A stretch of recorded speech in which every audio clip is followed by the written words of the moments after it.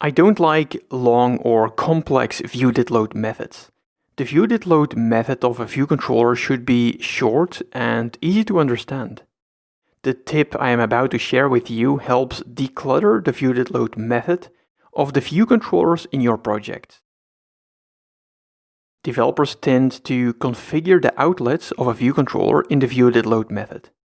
This isn't wrong, but it can easily lead to a long or complex viewDidLoad method.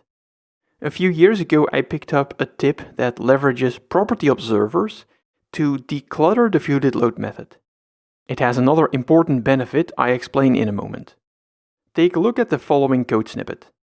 The node's viewController class defines two outlets, table view of type UITableView and message label of type UILabel.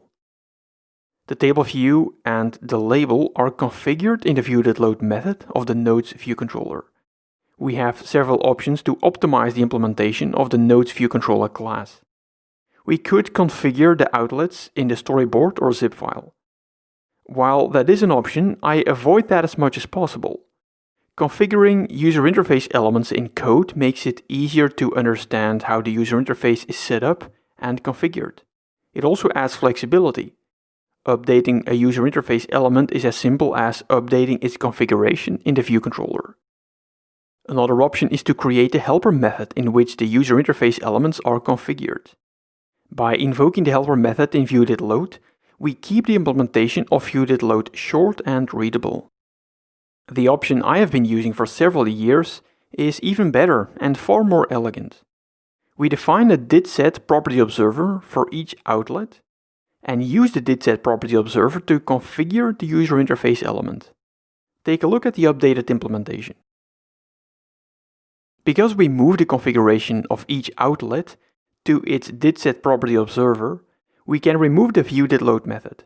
We don't need a helper method to configure the outlets, and, more important, the declaration and the configuration of each outlet are grouped together. This makes it easy to read, and it is easy to understand the implementation of the node's viewController class. Each outlet is set only once, which means that its didSet property observer is also invoked only once. I really enjoy using this pattern to clean up the view controllers of a project. Give it a try to see if you like it.